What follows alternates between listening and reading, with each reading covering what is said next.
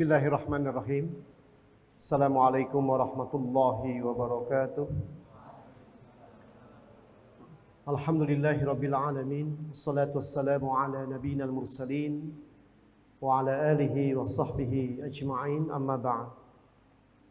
Ikhwatil izza, as-saimin was-saimat yang dimuliakan Allah. Alhamdulillah, pada pagi hari ini kita sangat berbahagia atas karunia limpahan rahmat Allah Subhanahu wa taala, di mana kita masih dalam karunia Allah berupa iman dan Islam, dan juga kesehatan dan kesempatan, sehingga semuanya kita akan gunakan semaksimal mungkin dalam rangka merealisasikan apa yang menjadi cita-cita kita sebagai seorang muslim, dan juga menjadi tujuan hidup kita sebagai seorang muslim. Dan bahkan kita juga akan menggunakannya dalam rangka mencapai target kita. Tentu dari cita-cita itu yang paling tinggi, silahkan antum memastikan apa yang menjadi risalah antum atau visi antum. Tentunya dalam kerangka yang lebih besar, dalam pandangan yang lebih jauh. Kalau antum mengatakan tahun 2030 saya sudah harus jadi orang yang sukses, itu namanya apa? Visi. Sekarang 2020, berarti berapa tahun lagi? 10. Jadi itu visi setidak-tidaknya berlaku antara 10 sampai 20 tahun. Jadi pemimpin yang sukses, pribadi yang sukses tentu dalam berbagai dimensinya. Kemudian juga tidak saja orang memiliki visi kehidupan, tetapi dia juga memiliki tujuan daripada kehidupan itu. Tentu tujuannya harus lebih Harus lebih menginjak bumi.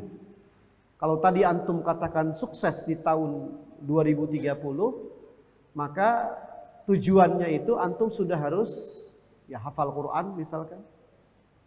Kemudian antum bisa melanjutkan studi ke universitas terbaik misalkan. Antum sudah mengikuti mulazamah dengan syuyukh dalam berbagai disiplin ilmu. Itu adalah apa? Tujuan. Jadi orang itu tidak boleh hanya bermimpi dan memiliki harapan besar, tetapi bagaimana harapan besar itu harus dia wujudkan dalam target-target yang lebih realistis. Katakan 2026 saya harus sudah menikah misalkan, itu nggak apa-apa. Tahun 2028 saya sudah doktor, itu juga boleh-boleh saja. Tahun 2030 saya sudah punya pesantren yang cabangnya 30, itu juga boleh. Artinya hidup itu memang harus direkayasa. Antumlah yang merekayasa hidup itu. Supaya nanti kita tidak nyantai hidupnya. Karena orang yang tidak punya tujuan hidup, maka dia pasti merasa bahwa dia masih muda, tapi nanti tidak terasa dia sudah usianya 40, tapi belum ngapa-ngapain. Masih bawa-bawa map. Kira-kira umur 40 bawa-bawa map itu siapa yang terima? Anjing galak. Antum diusir karena antum sudah mulai tua. Karena umur 40 baru mulai, tentu satu kesalahan yang sangat besar. Harusnya usia 40 sudah mapan.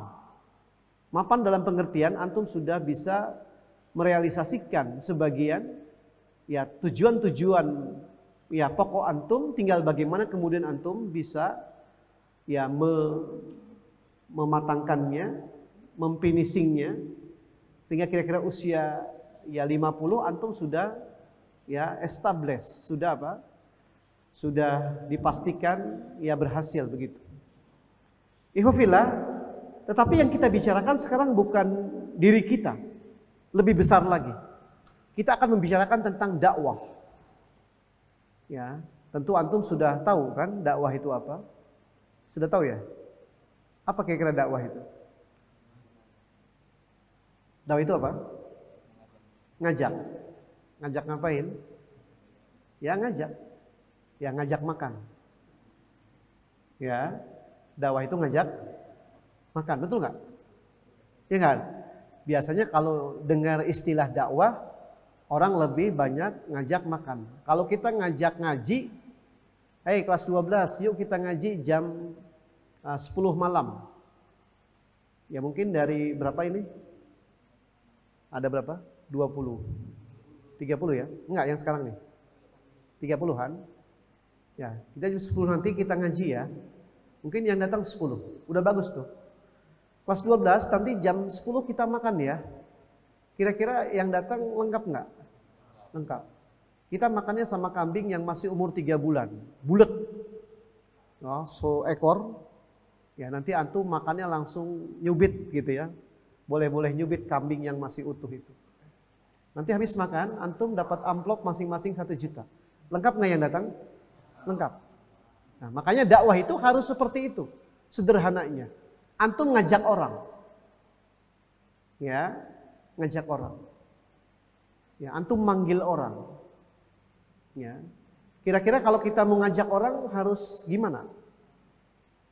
Mukanya gimana? Ya. Pernah dengar cerita orang Madura enggak? Naik pesawat. Ya, orang Madura itu ya naik pesawat, kursinya nomor 50. Ya. Ini mohon maaf kalau ada orang Madura sini ya. Ada Pak Didik. Ya. Terus dia duduk di kursi nomor 1. Ya. Kata pramugari, "Anda berapa nomor kursinya?" "Nomor kursi saya ya terserah saya. Saya mau duduk di mana aja itu terserah saya." "Kamu itu siapa?" "Saya itu pramugari." Ya, pramugari itu apa sih? Ya yang melayani penumpang. "Oh, berarti kamu babu." "Kalau kamu babu, jangan nyuruh pindah saya ke belakang. Saya mau di depan saja." Oh gitu. Ya sudah. Akhirnya karena pramugarinya nyerah, ya dipanggil pilot. Ya. Kata pilot, "Bapak kursinya nomor berapa?" "Nomor 50. "Ya. Kamu siapa nyuruh saya pindah ke belakang?" "Ya saya pilot." "Pilot itu artinya apa?" "Ya yang bawa pesawat." "Oh berarti Anda supir." "Supir tuh jangan nyuruh saya pindah ke belakang loh. Saya mau duduk di depan, di belakang itu suka-suka saya." Ya. Ya akhirnya pilot pun apa? Nyerah. Ya, walaupun kursinya nomor 50, dia tetap duduk di mana? Duduk di nomor 1. Akhirnya temannya di nomor 49 maju ke depan. Dibisikin itu bapak itu. Ya, antum kalau naik di kursi nomor 1 itu nggak sampai Jakarta. Ya, itu sampai ke Kalimantan. Ya, tapi kalau antum duduk di kursi nomor 50, antum sampai ke Jakarta. Akhirnya dia pindah belakang. Ini kan masalah apa ini? Masalah cara memberikan pemahaman kepada orang. Mungkin kalau si pramugari dia taunya apa? Sesuai sesuai nomor. Tapi dia nggak tahu yang dia ajak bicara siapa ini? Yang punya Madura ini. Jadi nggak bisa. Ya dia cuma dijelaskan tentang apa? Nomor. Nomor itu kan apa? Yang bikin siapa? Orang. Ya jadi bisa aja saya tulis sekarang nomor di depannya 50. Tapi ketika diceritakan bahwa dia tidak akan sampai ke Jakarta kalau duduk di nomor 1, maka kalau pengen sampai Jakarta duduknya harus di nomor 50. Dia ngerti dengan apa yang disampaikan oleh orang yang ngajak itu. Nah, jadi kita sebagai dai itu kira-kira berhadapan dengan orang yang tadi. Ya, mungkin ada yang lebih gawat lagi daripada cerita yang barusan.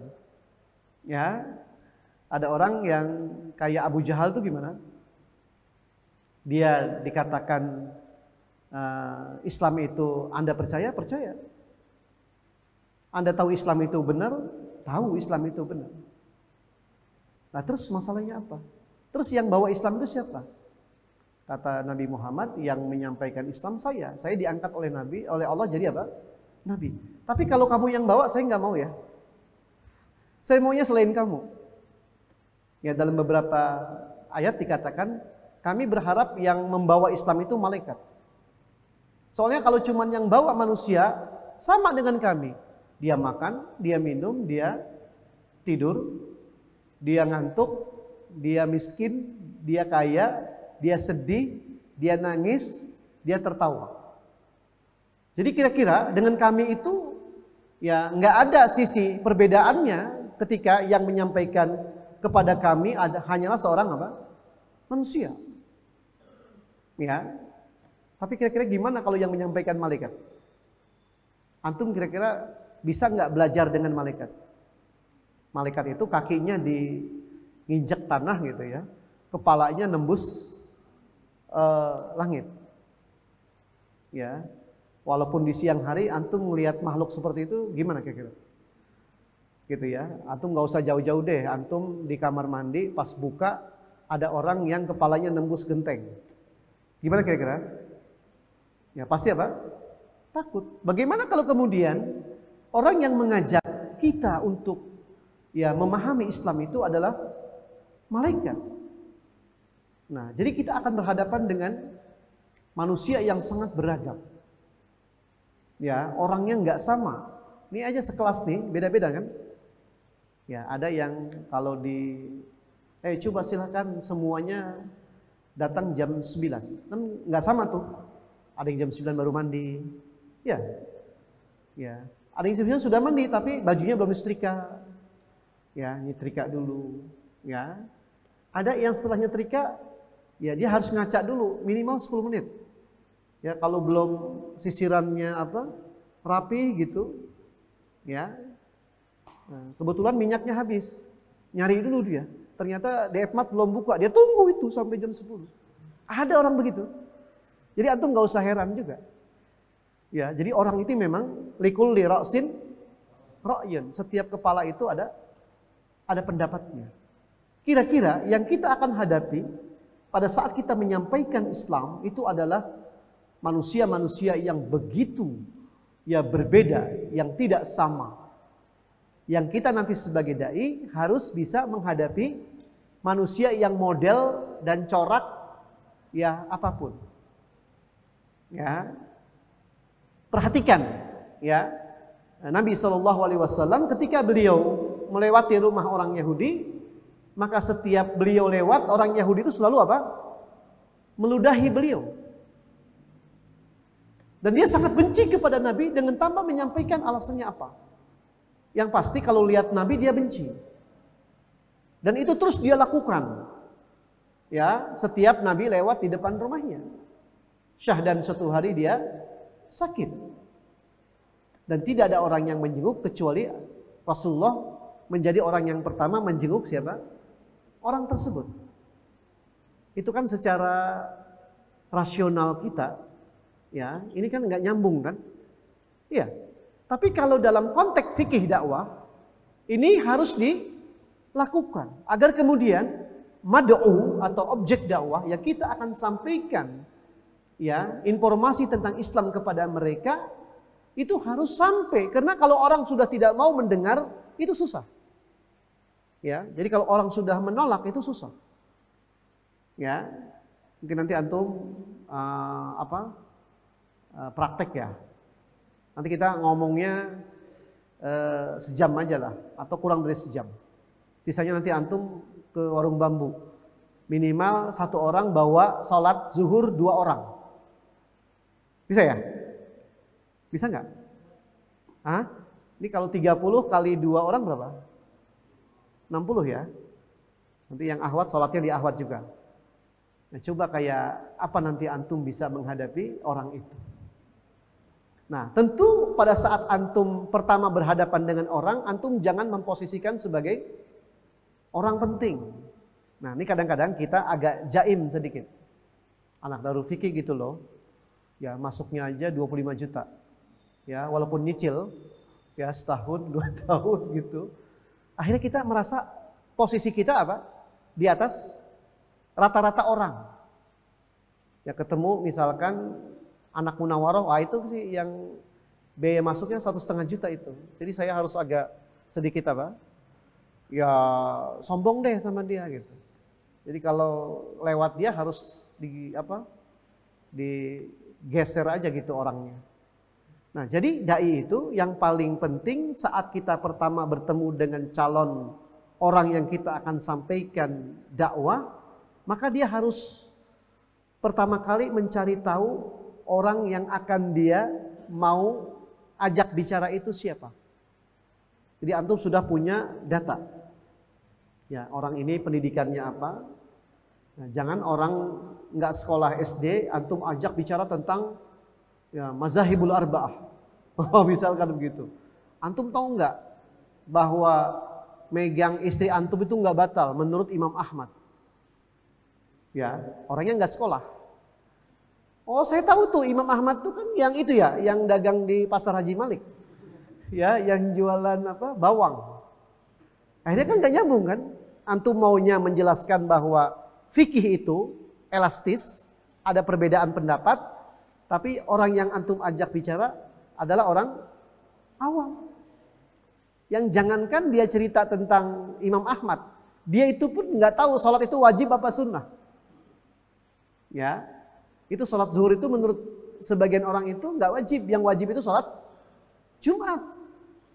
Makanya jumlah sholat Jumat jauh lebih banyak ketimbang sholat zuhur, padahal sama-sama wajib dan waktunya juga sama-sama siang kan. Nah, coba itu lihat bagaimana ya kekeliruan orang di dalam memahami Islam. Karena itu saat kita ya mendatangi orang, maka yang harus pertama kali kita persiapkan adalah kepribadian kita harus menarik. Jadi antum menjadi pribadi ya sahsiyah misaliyah. Ya, pribadi yang atau bahasa kerennya apa? Role model. Antum menjadi pribadi yang menarik. Bukankah Nabi Muhammad pribadi yang menarik? Ya. Ya, Nabi Muhammad itu kata Abu Hurairah kalau sedang melihat bulan di tanggal 15, kemudian Nabi Muhammad disandingkan dengan bulan itu, maka Nabi Muhammad lebih tampan daripada indahnya bulan itu. Kan menarik tuh. Ya, menarik sekali kan? Jadi Nabi itu kalau lagi dakwah nggak selebor gitu maksudnya. Ya, dia betul-betul mempersiapkan apanya? Ya, mempersiapkan performanya. Ya, betul-betul mempersiapkan kepribadian dirinya. Ya, karena yang akan dia hadapi itu orang yang paling penting. Orang yang kita akan sampaikan kepada mereka tentang Islam itu dikatakan oleh Allah apa? Man dalla ala khairin falahu mislu ajri fa'ilih. Ya, jadi bahkan di dalam hadis yang lain apa? Ya, kalau kita la ayyahdiyallahu rajulan wahidan apa? Khairun laka min khumurin ni'am. Kalau Anda bisa memberikan hidayah kepada seseorang yang tadinya mereka tidak percaya kepada Islam, kemudian orang itu percaya kepada Islam, maka Anda sama dengan telah mendapatkan ya sebuah ya kebaikan. Apa? Khumur itu artinya? Khumur itu artinya unta yang berwarna apa? Merah. Yang paling bagus maksudnya. Yang paling mahal maksudnya. Nah, itu kalau kebaikannya kita menyampaikan Islam kepada seseorang, itu lebih baik daripada kita memiliki unta yang paling bagus itu. Ya. Nah, jadi karena itu kita harus memperhatikan ya pertama diri kita dulu kita siapkan. Ya, Abbas Sisi itu pernah naik kereta dari Qahirah ke Tonto, ya, beliau duduk bersebelahan dengan orang yang kayaknya orang penting begitu. Ya, dia orangnya perlente, ya pakai dasi, pakaiannya juga mahal, dan dari awal dia duduk disapa pun itu orang tidak nengok. Kelihatan dia orang berkelas begitu. Ya, perjalanan Qahirah Tonto naik kereta itu kan lama sekali. Ya, mungkin sampai 8 jam. Mungkin kalau kebanyakan kita mikirnya apa? Tidur aja biar nanti setelah kita kenyang tidur langsung sampai. Ya. Tapi Abbas Sisi menghitung bahwa 8 jam itu kan waktu yang panjang. Kalau dia biarkan buat tidur saja, maka dia akan dapat apa? Dapat kepuasan tidur, tapi dia nggak dapat pahala memberikan kebaikan kepada orang. Maka dia putar otak, ini cara apa? Cara bicara dengan orang sebelah ini gimana ya? Dari awal sudah ngegap gitu dia. Dari awal sudah menunjukkan ya sikap yang tidak mau bersahabat dengan dia. Suatu saat ketika orang itu ngangkat kakinya ke kaki yang satunya, Abbas Sisi meletakkan kakinya persis kalau orang itu menurunkan kakinya pasti kaki beliau itu akan keinjak. Ya. Ini sampai beliau ingin punya kesempatan bicara dengan orang itu. Persis ketika orang itu menurunkan kakinya yang sebelah kanan, maka terinjaklah kaki Abbas Sisi. Nah, ketika diinjak itulah Abbas Sisi mengatakan, aduh gitu ya. Langsung Abbas Sisi yang minta maaf kepada orang itu. Ini kan tidak biasa nih. Biasanya kita pengennya kalau kita yang jadi korban maunya siapa? Orang yang minta maaf dong ke kita. Kalau nggak gitu sorry aja deh. Nah, ini kan tabiat kita itu yang standar-standar biasanya. Ya, kita lebih suka kepada yang standar. Ya, kamu salah, kamu yang minta maaf. Tapi Abbas Sisi diinjek kakinya, kemudian dia minta maaf. Akhirnya orang yang nginjek tadi kan agak sedikit apa? Grogi gitu ya. Udah nginjek orang, orang yang diinjeknya minta maaf. Akhirnya dia bertanya kepada Abbas Sisi, ya, Tuan siapa namanya? Mulai ngobrol. Ya, ngobrol, membuka dirinya, ya bicara, ya. Akhirnya sampai mereka berkenalan, akhirnya sampai mereka saling tukar apa? Kartu nama. Akhirnya mereka terlibat dalam satu pembicaraan yang sangat menarik, di mana Abbas Sisi ya mengajak orang tersebut berdiskusi tentang keadaan Mesir hari itu. Nah, ini salah satu trik yang bisa dilakukan oleh seorang dai. Ya. Jadi kalau antum baru pulang nanti dari Madinah misalkan, antum baru pulang dari Mesir misalkan, antum baru pulang dari Yaman misalkan, pulang dari Maroko, dari Sudan. Ada yang masih mau ke Sudan? Ya, Sudan sekarang lagi rame. Ya, mungkin ada yang mau nanti ke Yordan. Ya, ketika antum pulang ke rumah biasanya orang seringkali membawa apanya? Gengsinya. Ya. Karena biasanya orang yang dianggap pintar itu adalah orang yang selalu dihormati oleh orang. Ini kebanyakan kita kesimpulannya sudah terlanjur begitu. Jadi saya kalau pintar, ya orang lain harus negur saya.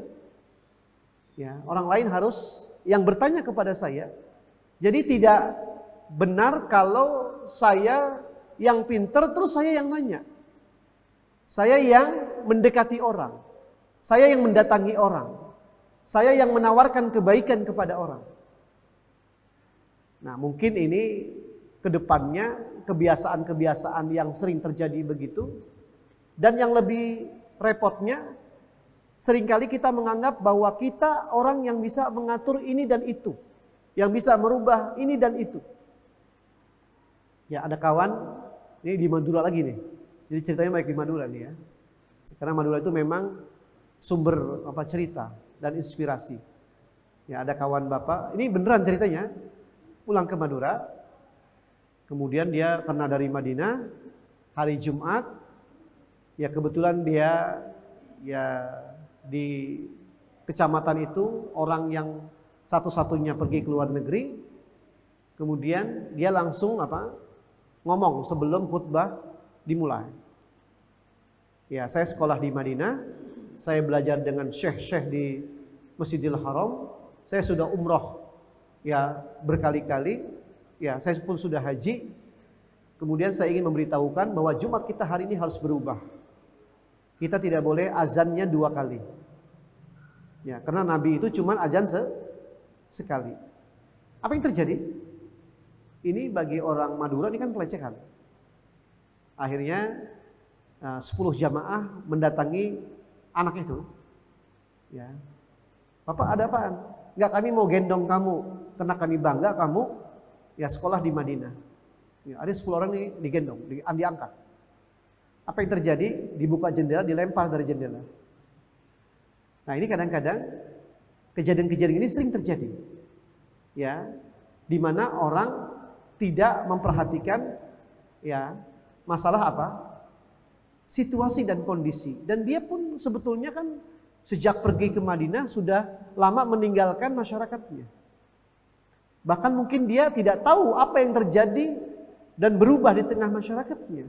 Harusnya sebagai mahasiswa yang pinter, terlebih dahulu dia sowan kepada tokoh-tokoh yang ada di situ. Ya, namanya anak baru pulang, harusnya dia mendatangi rumah tokoh-tokoh yang di kampungnya itu. Ya, minta doa lah, mohon maaf lah baru bisa datang ke rumah bapak, dan seterusnya dan seterusnya. Nah, ini seringkali memang kejadian-kejadian ini banyak terjadi di tengah masyarakat kita. Ya, tetapi yang tidak boleh kita lakukan adalah kita kemudian melakukan pemaksaan kehendak atas apa yang kita inginkan. Karena manusia itu berubah seiring dengan perubahan waktu itu sendiri. Makanya dikatakan al-waktu juz'un minal ilaj. Waktu itu sebagian daripada proses melakukan suatu perubahan dari satu keadaan kepada keadaan yang lain. Jadi kalau kita ingin mengobati masyarakat, maka mengobati masyarakat itu memang perlu racikan obat yang pas begitu. Ya, yang pas. Tapi kalau dulu Darul Fikih itu punya masjid bukan di sini kan? Di mana dulu? Masih ingat enggak? Antum belum ada ya? Dulu di Al-Furqan. Yang sekarang MI itu. Ya. Dulu kawan bapak dari Maroko marah-marah ya ke bapak, Anda lulusan Madinah kenapa tidak bisa membongkar kuburan yang ada di masjid? Ya. Kalau beliau tuh orang mana? Orang Maroko kan? Orang Maroko itu setelah pekerjaannya selesai di warung bambu, dia pulang kemana? Ke Maroko kan? Selesai dia urusannya dengan warung bambu. Kalau bapak mau pulang kemana? Bapak orang sini, maka pulangnya kemana? Ya ke sini. Jadi kalau bapak punya masalah dengan orang warung bambu, gimana? Gak punya kampung bapak. Kalau dia tinggal pulang ke Maroko, selesai. Tapi kalau bapak orang sini, lahir di sini, ya tinggal di sini, terus kalau berantem sama orang kampung gimana? Misalkan bapak mau ke rumah siapa? Farhat, dijaga tuh di Laga Harapan. Anda mau lewat sini, nggak bisa. Anda itu bermasalah dengan saya. Ya, terus bapak mau ke rumah orang tua bapak, dijaga juga sama orang di situ. Anda nggak bisa ke rumah Pak Dahlan karena Anda bermasalah dengan kami. Ya, dan saat itu orang warung bambu nggak pernah tahu kalau tidak boleh di depan masjid itu ada kuburan. Ini memang masalah kebodohan. Ya, masalah pengetahuan. Yang memang tidak semua orang itu ilmunya itu memadai. Ada orang yang memang betul-betul dia tidak tahu dari kesalahan yang dia lakukan. Maka sebetulnya langkah yang pertama kita kan mestinya nanya dulu kepada masyarakat, tahukah Anda bahwa Nabi Shallallahu Alaihi Wasallam melarang orang untuk membangun kuburan ya di depan masjid. Setidaknya disampaikan dulu hadisnya. Ya, sehingga Bapak pada waktu itu memilih untuk bermusyawarah dengan masyarakat agar kita meluaskan masjid. Dan Bapak sudah tahu, masjid itu nggak bisa diluaskan. Karena dari dulu kita minta tanah di depan masjid supaya dibeli, yang punya tanah nggak pernah ngasih ya untuk kita beli tanahnya. Maka Bapak ya langkah pertama mengajak masyarakat untuk meluaskan masjid. Karena masjidnya sudah nggak cukup. Sebetulnya Bapak ingin mindahin masjid, ya cuman nggak dikasih tahu ya. Ya itu kan agenda kita. Akhirnya setelah kita rapat, sepakat masjid diluaskan dan kita menghadap yang punya tanah, persis yang punya tanah nggak jual tanahnya. Ya, akhirnya Bapak bilang, saya punya tanah tuh di sebelah selatan, ini tanahnya, ya. Dulu kata bapak saya, ya itu diwakafkan saja supaya jadi masjid. Nah, gimana kalau kita pindah ke masjid yang lebih besar tanahnya? Kalau yang di sana kan cuma berapa? Ya 400 meter. Yang di sini ada 914 meter.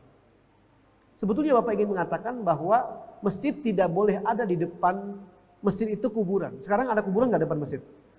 Nggak ada. Jadi yang sana tidak ribut, masjidnya tetap bisa pindah dan masjid yang sekarang tidak ada kuburan. Jadi kita harus mainnya apa? Agak belok-belok sedikit gitu. Ya, walaupun nanti tujuannya apa? Masjidnya nggak boleh ada kuburannya. Tapi nggak mesti kita langsung bicara dengan masyarakat. Pokoknya saya nggak mau tahu itu kuburannya diapain? Pindahin. Lah kamu siapa? Ya. Siapa yang pernah tinggal di Al-Furqon dulu? Antum pernah tinggal? Dulu kan kuburannya kan tinggi itu ya. Nah sekarang kita buat apa? Rata seperti keramik begini. Sekarang anak-anak jangankan takut sama kuburan, malah naruh sepatu di mana? Atas kuburan. Ya coba antum ke Alimaroh di belakangnya itu, kan ada kuburan tuh. Kan rata-rata kuburannya apa? Pakai keramik, ada kendi, ada gelas, dan ada kuburan yang juga ada rumahnya. Sehingga memang nampaknya kuburan yang ada di Indonesia itu seringkali membuat orang takut lewat kuburan. Padahal kuburan itu tinggalnya siapa di situ? Yang tinggal di situ orang yang sudah mati. Ada nggak ceritanya orang mati balik lagi? Ketinggalan HP-nya gitu, atau apa? Chargernya ketinggalan. Bangun dari kuburan, ya, terus dia balik ke rumahnya cari apa?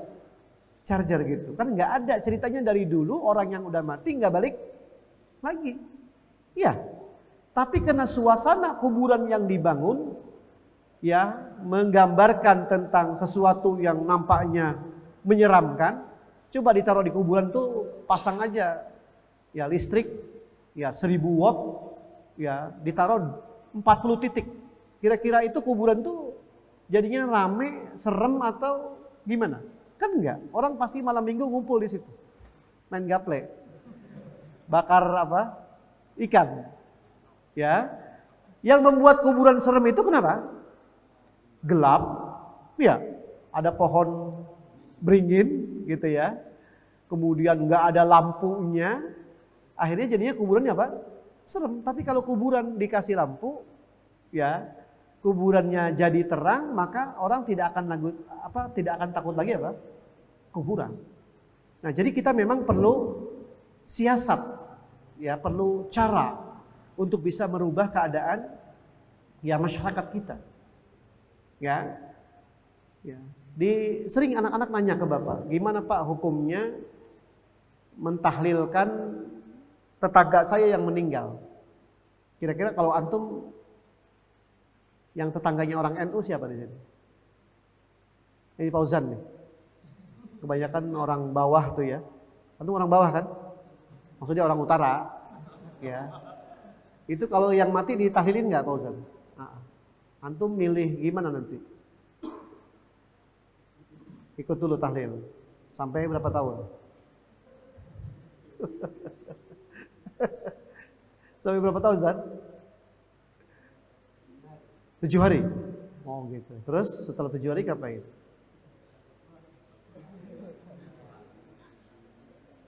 Nunggu yang mati lagi. Ya. Ya. Nah, jadi yang kita masuk itu nanti jangan langsung apa? Jangan langsung kita menolak tahlilnya. Sebetulnya kita menolak tahlil enggak? Siapa yang tahu tahlil itu apa? Artinya? La ilaha illallah. Siapa yang menolak la ilaha illallah? Kan enggak boleh. Ya, la ilaha illallah itu kan apa? Afdhalul zikr. Ya. Ya kan? Ya, kalimatani khafifatani 'alal lisan wa thaqilatani 'alal mizan. Apa itu? La ilaha illallah. Maka sakral. Istilah tahlil itu apa? Sakral. Yang harus antum ceritakan kepada masyarakat, orang itu kalau kematian ya itu yang datang apa? Takziah itu nggak boleh menyusahkan orang yang kena musibah. Masuk nggak secara perasaan? Masuk nggak? Masuk ya. Orang susah tuh. Terus kok kita datang ke rumah orang yang susah, numpang makan di situ. Ya kan? Itu kalau sedekahnya cuman pakai kue, orang nggak datang. Tapi kalau pakai daging, pakai emping, rokoknya di Samsu, kopinya kapal api, pulangnya dapat berkat, dapat amplop, wah udah semua datang. Tapi bisa nggak kita menerima satu kondisi orang lagi susah kita ikut makan di situ, jadinya tambah susah. Orang ketika kena musibah dia belum selesai ya kesedihannya karena ditinggalkan oleh keluarganya, ditambah dia harus apa? Menanggung sekian banyak undangan yang datang ke rumah dia. Bayangkan kalau yang tahlil yang datang 300 orang, ya budgetnya rata-rata satu orang 25.000 berapa? 7,5 juta. Ya, kali 7 berapa? Hampir 49 juta. Ya, 52 juta. Begitu. Ya. Terus harus dibacain Quran karena nggak afdol. Di warung bambu itu kelas gerubuk, kelas ekonomi. Kalau ngajiin orang baca Quran itu 15 juta. Itu paling murah itu. Nanti antum kalau ada yang mati bisa ikut apa? BM. Tahu BM? Bisnis mayat. Ya, 15 ya. Kemudian ya itu ngaji 20 juta. Terus kalau orang nyolatin mayat itu juga harus dibayar. Satu orang 50.000. Bayangin kalau anak Darul Fikri ngikutin nyolatin orang semua yang mati itu, berapa murid kita misalkan ada 300. 300 kali 50.000 berapa? 15 juta. 15 juta tambah 53 juta tambah 20 juta. Jadi untuk ya mati saja di kampung kita ini mahal sekali biayanya. Makanya orang segan mati jadinya. Ya. Jadi biaya mati itu terlalu mahal. Jadi orang sudah kena musibah ditimpa dengan musibah yang lebih. Makanya orang-orang bambu kalau habis bubaran tahlilan mereka jual rumah. Kenapa? Nggak ada duit. Jadi baru nyadar ketika 7 hari itu dihipnotis, alasannya harus ngurusin keluarganya, akhirnya mereka menyisakan hutang. Makanya bicaranya jangan langsung menolak tahlilan. Bicaranya pertama ya keluarga yang kena musibah tidak boleh ngebul dapurnya selama 3 hari 3 malam. Itu dulu sampaikan. At'imu li ali Ja'far. Berikanlah makan kepada keluarga Ja'far. Berapa hari? 3 hari 3 malam. Jadi kita tetangganya, semua tetangga bapak ini yang sedang kematian ikut menanggung renteng apa yang menjadi keperluan keluarga itu selama 3 hari 3 malam.